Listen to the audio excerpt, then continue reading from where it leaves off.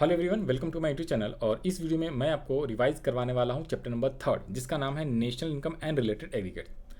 इस चैप्टर में total we have to study 4 topics, जिसके अंदर मैंने आपको स्टार्टिंग के 2 टॉपिक्स ऑलरेडी पिछले वाले वीडियो में रिवाइज कराया हुआ है। तो जिन लोगों को पुरानी वीडियो चाहिए, डिस्क्रिप्शन में लिंक दिया हुआ है, वहाँ से जाके आप देख सकते हो, प्लेलिस्ट लिंक मिल जाएगा आपको। इसके अलावा अगर आपको ये नोट्स चाहिए तो व्हाट्सएप ग्रुप का भी लिंक मैंने नीचे दिया हुआ है, अगर आप चाहो तो ज्वाइन कर लेना। वहाँ से फ्री ऑफ कॉस्ट आप ये PDF डाउनलोड कर सकते हो और आप अपना चैप्टर रिवाइज कर सकते हो। Okay, now come to the point number 3, that is called change formula. ठीक है, चेंज फार्मूला, इसको मैंने अलग से कंसेप्ट बनाया हुआ चेंज फार्मूला, जो कि आपको हेल्प करेगा। जो न्यूमेरिकल क्वेश्चन है ना चैप्टर नंबर 3 के as well as chapter number 4 के, जितने भी बड़े वाले क्वेश्चन न्यूमेरिकल क्वेश्चन आते हैं एग्जाम में, आपका एक क्वेश्चन 6 नंबर का नेशनल इनकम का रहता ही रहता है। ठीक है, कई बार 3 नंबर का छोटे छोटे 2 क्वेश्चन भी बना देता है, या 3 नंबर का 1 क्वेश्चन भी रहता है। MCQ में भी हेल्प करता है, तो इसको अच्छे से ध्यान से समझना। और इसके लिए एक छोटा सा कंसेप्ट मैंने टॉपिक नंबर 6, 7, 8 चैप्टर नंबर 2 में रिवाइज कराया था, उसका लिंक भी आपको डिस्क्रिप्शन में मिल जाएगा, तो वहाँ से जाकर आप रिवाइज कर सकते हो। चैप्टर नंबर 2 जो है ना आपका basic concept of macro economics, उसमें आपको टॉपिक नंबर 6, 7, 8 है। टॉपिक नंबर 6 जो रहता है वो आपका ग्रॉस और national gross investment, net investment and depreciation का था। टॉपिक नंबर 7 आपका रहता है नेट इंडायरेक्ट टैक्स का। चैप्टर नंबर 8 जो था, टॉपिक नंबर 8 में था आपका NFI। तो वही सेम रिलेटेड यहाँ पे कंसेप्ट है। तो यहाँ पे सिंपल याद रख लेना आपको, जब भी आप ग्रॉस से नेट पे जाते हो, तो आपको डेप्रिसिएशन को लेस करना होता है, और नेट से ग्रॉस पे जाते हो डेप्रिसिएशन को ऐड करना होता है। सर ऐसा क्यों करना होता है, इसका रीज़न मैं आपको बता देता हूँ एकदम शॉर्ट और सिंपल में। इसका मेनली एक्सप्लेनेशन मैंने चैप्टर नंबर 2 में दिया था। अगर आप 2022 में एक 4 व्हीलर खरीदते हो जिसकी कीमत है जी 10 लाख रुपीज़। 4 व्हीलर आपने खरीदा, कार की कीमत 2020 में कितनी थी, 10 लाख रुपीज़ थी। अब 2025 है, अब तो 2025 में आज उसकी वैल्यू कितनी है, आज उस कार की वैल्यू है 6 लाख रुपीज़। ठीक है जी, ये ऐसा क्यों है, 10 लाख पहले था, आज इसकी 6 लाख वैल्यू क्यों है? तो because of use of that assets, या ई फ्लक्स ऑफ टाइम, या ऑब्सोलेंसेस। तो दीज आर द रीजन जिसकी वजह से डेप्रिसिएशन होता है। तो टाइम की वजह से, या हमने उसको यूज़ वगैरह किया, या नॉर्मल वियर एंड टीयर की वजह से क्या हो जाता है, जो आपकी एसेट्स है उसकी वैल्यू में जो भी डिक्रीज या गिरावट होती है, दैट इज कॉल्ड डेप्रिसिएशन। तो इन दोनों के बीच के डिफरेंस को हम क्या बोलते हैं, डेप्रिसिएशन बोलते हैं। That equals to 4 lakh rupees. तो देखो भाई, स्टार्टिंग में आपने खरीदा तो इसे बोलते हैं ग्रॉस वैल्यू, जब नया खरीदते हैं। और आज के रेट में जो करंट की प्राइस होती है उसे हम बोलते हैं नेट वैल्यू। तो ग्रॉस से नेट के बीच का डिफरेंस, उसे हम डेप्रिसिएशन बोलते हैं। क्या बोलते हैं सर, डेप्रिसिएशन बोलते हैं, डी फॉर डेप्रिसिएशन। डेप्रिसिएशन का दूसरा नाम भी होता है, depreciation is also known as consumption of fix capital, जो कि आपके क्वेश्चन में मिलता है। ठीक है जी, तो याद रख लेना है, ग्रॉस वैल्यू आपकी 10 लाख, नेट वैल्यू आपकी कितनी है, 6 लाख रुपए। तो बीच के डिफरेंस कितने हो गए, दोनों का डिफरेंस हो गया 4 lakh, that is your depreciation. तो अगर क्वेश्चन में बोले सर नेट वैल्यू दे दे 6 लाख, डेप्रिसिएशन दे देगा आपको 4 लाख, तो अगर आपको क्या करना है, ग्रॉस वैल्यू निकालना है, तो नेट से ग्रॉस पे जाओगे ना, तो नेट वैल्यू 6 लाख प्लस आपको प्लस 4 लाख रुपए डेप्रिसिएशन ऐड करना होगा, तब जाके आपका 10 लाख आएगा।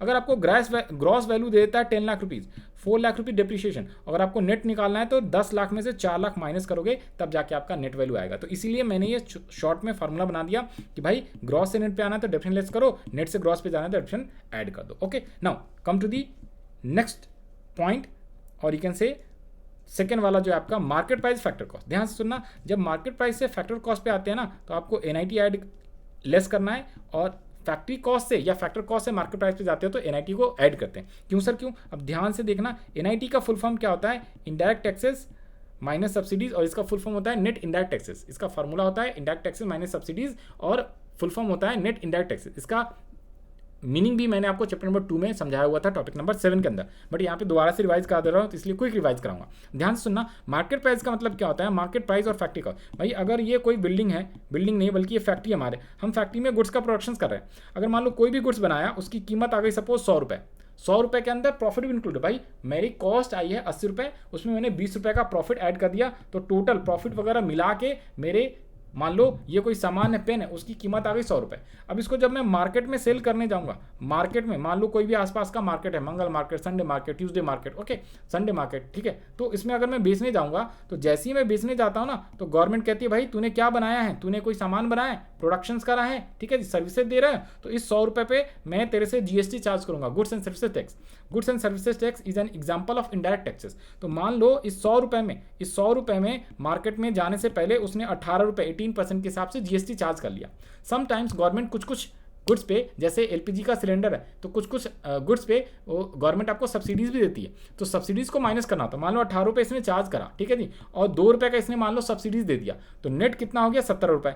तो एक्चुअली में 100 रुपये वाली चीज़ मार्केट में जाके 170 रुपये के हो गया, तो एनआईटी आपका कितना है 70 रुपये।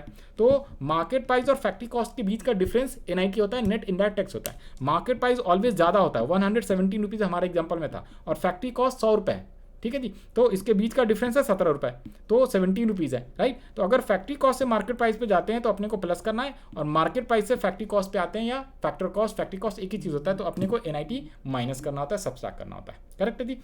अब हम लोग बात करते हैं नेशनल इनकम, डोमेस्टिक इनकम। मान लो ये इंडिया है, ठीक है, इंडिया के अंदर हम अगर इनकम कमाते हैं तो उसको डोमेस्टिक इनकम बोलते हैं, ठीक है। इंडियन टेरिटरी के अंदर हम इंडिया में रह रहे हैं तो इंडियन इकोनॉमी हम अज्यूम कर रहे हैं, बाकी same as it is domestic territory का मतलब दूसरे इकोनॉमी के लिए भी वो कंट्री होता है। तो अगर मैं इंडिया के अंदर इनकम कमाऊंगा तो उसे हम बोलते हैं डोमेस्टिक इनकम। मान लो इंडिया में हमने 1000 रुपये इनकम कमाए, और सर इंडिया से बाहर भी तो हम एक्सपोर्ट करते हैं और इंपोर्ट भी करते हैं, export import, that is called basically what, net factor income to abroad and net factor income from abroad. तो जब एक्सपोर्ट करते हैं तो पैसे आता है, उसे हम बोलते हैं उसे हम बोलते हैं फैक्टर इनकम फ्रॉम अब्रॉड। बाहर से हमने दूसरे देशों में, सभी देशों में, कई देशों में हमने एक्सपोर्ट करा होगा, ठीक है, कई सारे सामान गुड्स वगैरह हमने बेचे होंगे, तो उसे बोलते हैं factor income from abroad. From abroad हमें इनकम हुई है फ्रॉम, बाहर से, दूसरे देशों से। और जब हम इंपोर्ट करते हैं उसे बोलते हैं factor income to abroad, factor income to abroad. तो दोनों को नेट कर देते हैं। मान लो आपने 1000 रुपये इंडियन डोमेस्टिक टेरिटरी में कमाया, और जब आपने एक्सपोर्ट करा तो उससे आपकी फैक्टर इनकम आई, एक्सपोर्ट करा तो फैक्टर इनकम आया है फ्रॉम अब्रॉड 200 रुपये, और 50 रुपये का आपने क्या करा, इंपोर्ट करा, तो जिसकी वजह से आपको फैक्टर क्या करना पड़े, फैक्टर इनकम टू अब्रॉड देना पड़ा। इन दोनों का नेट हो गया है 150 रुपये, factor income from abroad minus factor income to abroad, that's called NFIA, net factor income from abroad, factor income from abroad minus factor income to abroad. तो ये है आपका 150। तो डोमेस्टिक इनकम आपकी कितनी, 1000 रुपये, लेकिन जब नेशनल इनकम की बात करोगे तो इसको आपको ऐड करना पड़ेगा, बाहर वाला नेट फैक्टर इनकम को ऐड करना पड़ता है। ये कंसेप्ट हमने ऊपर में भी पढ़ा था, पिछले वाले वीडियो में भी, national income versus domestic income. तो जब भी नेशनल से डोमेस्टिक पे जाते हैं तो एनएफआईए माइनस करते हैं, और आपका डोमेस्टिक से नेशनल पे जाएंगे तो एनएफआईए को ऐड करते हैं। तो ये अच्छे से याद कर लेना, प्लस माइनस वाला, ठीक है जी। ये मैंने आपको समझाने के लिए कि कैसे, क्यों और किस लिए हम ऐड प्लस करते हैं, ये मैंने बता दिया। एनएफआईए का फुल फॉर्म होता है net factor income from abroad, और इसको निकालने के लिए factor income from abroad minus factor income to abroad करते हैं, ये from abroad minus to abroad करते हैं, ओके, ये चीज़ ध्यान रख लेना, राइट। अब आ जाओ यहाँ से, नेक्स्ट कंसेप्ट आपका एग्रीगेट्स ऑफ नेशनल इनकम। जो ये चैप्टर का नाम है national income and related aggregate, तो टोटल 8 एग्रीगेट्स होते हैं, ध्यान से सुनना। 8 एग्रीगेट कौन कौन सा होगा, ध्यान से सुनना। एक तो होता है GDP at MP. GDP at MP का फुल फॉर्म होता है gross domestic product at market price. GDP MP है तो जीडीपी एट एफसी भी होएगा, तो gross domestic product at factor cost. फिर उसके अलावा NDP at MP, NDP at FC, net domestic product at market price, net domestic product at factor cost. GNP MP, GNP at FC, gross national product at market price, gross national product at factor cost. NNP at MP, NNP at FC, net national product at market price, net national product at factor cost. तो these are the total 8 क्या हो जाते हैं इसके related aggregates होते हैं, जिसमें से ये ध्यान रख लेना, जो एनएनपी एट एफसी है और एनडीपी एट एफसी है, इसे ही आप लोग क्या बोलते हो, नेशनल इनकम बोलते हो, डिनोटेड बाय वाई। आगे के चैप्टर्स में 7-8 चैप्टर्स आएगा, वहाँ पे कैपिटल वाई से डिनोट करते हैं, और इसे हम बोलते हैं डोमेस्टिक इनकम, ठीक है जी, डोमेस्टिक इनकम, ओके। तो ये चीज़ें ध्यान रख लेंगे। अब यहाँ पे ये जो टोटल एग्रीगेट्स है इसको कैसे करना, ध्यान से देखो। जो हमने ऊपर में भी चेंज फार्मूला पढ़ा ना, उसका हेल्प लो। देखो, अगर मान लो आपसे क्वेश्चन में पूछता है एनएनपी एट एफसी निकालो, और ये आपका गिवन है, गिवन क्या है, जीडीपी एट एमपी, करेक्ट है। तो चेंज फार्मूला ध्यान से समझना, न्यूमेरिकल के लिए आपको हेल्प करेगा, ठीक है। तो अपने को राइट से लेफ्ट की तरफ समझना है, ध्यान से दो। ये मैं आपको रटवा रहा हूँ, बट आगे चल के समझ में आ जाएगा कि कैसे क्या हो रहा है। अगर आपको देखो क्वेश्चन में जो भी चीज़ें रिक्वायरमेंट होती है उसे हम लिखते हैं लेफ्ट हैंड साइड, और जो चीज़ें गिवन होती है उसे लिखते हैं राइट साइड। जो चीज़ें रिक्वायरमेंट है, अगर मान लो क्वेश्चन में एनएनपी एट एफसी निकालने को बोला है, तो आपको कुछ ना कुछ इन्फॉर्मेशन देगा। तो मान लो उसने जीडीपी एट एमपी ऑलरेडी दे दिया, ये है आपका गिवन, ठीक है, ये आपको गिवन है क्वेश्चन में। तो आप कैसे करोगे, आप राइट से लेफ्ट की तरफ सोचो कि ये ग्रॉस है, ग्रॉस से आपको नेट निकालना है, ग्रॉस से नेट पे जाना है, ग्रॉस से नेट पे जाना है, from right to left, from right to left. तो ग्रॉस से नेट पे जाओगे तो ऊपर देखो, अभी बताएं, ग्रॉस टू नेट पे जाते हैं तो क्या करते हैं, ग्रॉस से नेट पे जाते हैं तो डिविजन लेस करते हैं, राइट। तो डिविजन लेस करते हैं तो यहाँ पे आपको क्या करना पड़ेगा, माइनस डेप्रिसिएशन। उसके अलावा ये डी और ये एन है, बीच वाला डी डोमेस्टिक होता है, बीच वाला ये एन नेशनल होता है, डोमेस्टिक और नेशनल में डिफरेंस होती है। ओके, तो डोमेस्टिक से नेशनल पे जा रहे हैं, डोमेस्टिक से नेशनल पे जा रहे हैं, तो डोमेस्टिक से नेशनल पे जाएंगे तो याद करो डोमेस्टिक का मतलब क्या होता है, सिर्फ इंडियन टेरिटरी के अंदर की इनकम, नेशन का मतलब पूरे बाहर वाला, तो डोमेस्टिक मतलब छोटा, नेशनल मतलब पूरा बड़ा। डोमेस्टिक में जो इनकम होती है 1000 रुपये हुआ था हमारे एग्जाम्पल में, तो डोमेस्टिक में जब NFIA ऐड कर दूंगा, NFIA ऐड कर दूंगा, तब जाके आपका क्या हो जाएगा, तब जाके आपका नेशनल निकल जाएगा, बिकॉज हम लोग डोमेस्टिक से नेशनल पे जा रहे हैं। और PP हमेशा सेम रहता है, ये आपका मार्केट प्राइस, ये है आपका फैक्टर कॉस्ट, मार्केट प्राइस और फैक्टर कॉस्ट। तो सर मार्केट प्राइस और फैक्टर कॉस्ट के बीच क्या डिफरेंस होता है, NIT का डिफरेंस होता है। मार्केट प्राइस में NIT एडेड होता है, फैक्ट्री कॉस्ट में अभी NIT ऐड नहीं हुआ। नेट इंडायरेक्ट टैक्सेस जब फैक्ट्री कॉस्ट यानी फैक्ट्री से निकाल के मार्केट के ले जाते हैं मार्केट में सेल करने के लिए, तो गवर्नमेंट आपसे GST लेता है, यानी कि नेट इंडायरेक्ट टैक्स को सब्सिडी देने के बाद। ओके, तो नेट इंडायरेक्ट टैक्स हम बोलेंगे। तो फैक्ट्री कॉस्ट 100 रुपये, NIT उस पर लगा मान लो कि 70 रुपये, और मार्केट में जाते जाते वो 170 रुपये का हो गया। तो यहाँ पे आपका मार्केट प्राइस ज़्यादा होता है, मार्केट प्राइस से फैक्ट्री कॉस्ट आ रहे हैं, तो आपको माइनस करना पड़ता है NIT। ओके, इस टाइप से आप याद रख लोगे। ऊपर में आप दिखा देता हूँ कि भाई मार्केट प्राइस से फैक्ट्री कॉस्ट जाते हैं तो NIT माइनस, डोमेस्टिक से नेशनल जाते हैं तो प्लस, और नेशनल से डोमेस्टिक आते हैं तो NFI माइनस, ग्रॉस से नेट पे आते हैं डेप्रिशिएशन लेस, और नेट से ग्रॉस पे जाते हैं डिफरेंट। यही वाला आपका न्यूमेरिकल में काम आएगा, ठीक है, हेल्प करेगा ऐड प्लस करने में, करेक्ट। और सोचना है आपको राइट टू लेफ्ट, क्योंकि राइट में हम लिखते हैं जो गिवन है, और लेफ्ट में वो लिखते हैं जो अपने को कैलकुलेट करना है, राइट। ये सब समझाने के लिए आपको बता रहा हूँ। बाकी अगर मैं NNPAT-FC और GDPAT-MP में ये प्लस माइनस से लिखूंगा, तब जाके ये दोनों इक्वल है, तब जाके दोनों इक्वल है, समझ रहे हो। तो ये इस टाइप से क्वेश्चंस कुछ भी पूछ सकता है, कोई भी परमुटेशन कॉम्बिनेशन बन सकता है। एग्जांपल के तौर पे NDPAT-FC गिवन है और GDPAT-MP है, तो ग्रॉस से नेट पे जाएंगे तो क्या करेंगे सर, ग्रॉस से नेट पे जाते हैं तो माइनस करते हैं डेप्रिशिएशन। डोमेस्टिक इसमें सेम है, जरूरी नहीं है कि तीन ही चीज़ें प्लस माइनस होगी, कुछ भी हो सकता है, प्लस भी माइनस भी। ओके, जो चीज़ें गिवन है उसके अकॉर्डिंग डोमेस्टिक सेम है, कुछ नहीं करो। PP ऑलवेज सेम रहता है, प्रोडक्ट होता है। मार्केट प्राइस से फैक्ट्री कॉस्ट पे जा रहे हैं, तो मार्केट प्राइस में NIT ऑलरेडी एडेड होता है, और फैक्ट्री कॉस्ट में जा रहे हैं तो हमें लेस करना पड़ता है। तो इसमें सिर्फ 2 ही आइटम हुआ। ओके, मैक्सिमम 3 पॉसिबिलिटीज हो सकती है, कोई भी प्लस हो सकता है, कोई भी माइनस हो सकता है, डिपेंडिंग कि क्वेश्चन की रिक्वायरमेंट क्या है और क्वेश्चन में इंफॉर्मेशन गिवन क्या है। इसके अलावा मान लो क्या है, ये आपका GNP-FC निकालना है और GDPAT-MP गिवन है, तो इधर से इधर जाएंगे तो क्या करेंगे, सबसे पहले ग्रॉस सेम है, इस बार डोमेस्टिक और नेशनल है, तो डोमेस्टिक से नेशनल पे जाते हैं तो NFI ऐड करेंगे। मार्केट प्राइस से फैक्टर कॉस्ट पे जाएंगे तो NIT माइनस करेंगे। ओके, कोई भी चीज़ रटना नहीं है कि हमेशा ये होगा, नहीं, कभी भी कुछ भी हो सकता है। चेंज फार्मूला आपको इसके लिए ये वाला याद रखना है कि किधर से किधर जाना है, किधर से किधर जाना है, ये तीनों मैक्सिमम 3 ही चेंजेस हो सकते हैं। इसके अलावा आ जाओ जी नेक्स्ट क्या है, इसमें NNDD सेम है, सिर्फ फैक्टर कॉस्ट से मार्केट प्राइस है, तो हम लोग क्या कर देंगे, फैक्ट्री कॉस्ट से मार्केट प्राइस है तो NIT को प्लस कर देंगे, फैक्ट्री कॉस्ट से मार्केट प्राइस जाते हैं तो NIT को ऐड करते हैं। इसके अलावा GDPAT-FC इक्वल्स टू GDPAT-MP, तो यहाँ पे आपको मार्केट प्राइस से फैक्ट्री कॉस्ट तो NIT आपको लेस करना पड़ेगा।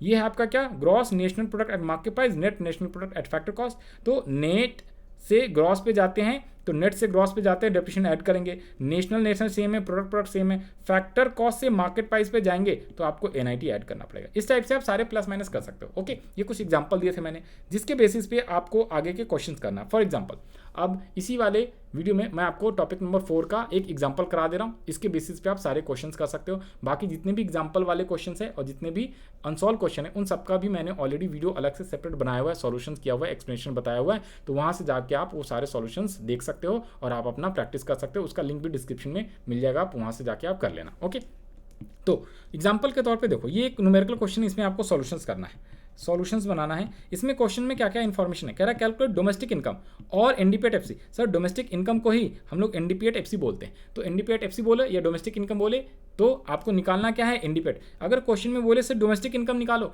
तो आपको निकालना है NDPAT-FC। अगर क्वेश्चन में नेशनल इनकम बोलेगा तो नेशनल इनकम को शॉर्ट में क्या बोलते हैं, NNPAT-FC बोलते हैं, ये ध्यान रख लेना है। तो आपको नेशनल इनकम निकालना पड़ेगा, तो दैट मीन्स कि NNPAT-FC निकालना, ये चीज़ें ध्यान रख लेना। ओके, अब इसमें क्वेश्चन में क्या क्या गिवन है सर, GNPAT-MP गिवन है 6000 रुपीज़ इन करोड़ है, इसके अलावा सब्सिडीज़ है, फिर दिया हुआ है डेप्रिशिएशन दिया हुआ है, फिर आपका net factor income from abroad दिया हुआ है, फिर इसके अलावा नेट इंडायरेक्ट टैक्सेस दिया हुआ है। तो सर इस क्वेश्चन को हम सॉल्व कैसे करेंगे, सबसे पहले तो GNP@MP जो निकालना है वो लेफ्ट हैंड लिख लिया, सॉरी जो निकालना है वो जो कैलकुलेट करना है वो तो आपका NDPAT-FC है, तो हम लोग NDPAT-FC लेफ्ट में लिख लेंगे इक्वल, जो क्वेश्चन में गिवन है उसे हम राइट में लिखते हैं। तो GNP at MP already given है क्वेश्चन में, तो हमने राइट साइड में लिख लिया।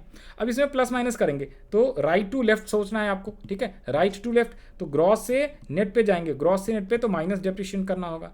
सर ये नेशनल है ये डोमेस्टिक है, नेशनल से डोमेस्टिक पे जाएंगे तो माइनस NFIA भी करना होगा।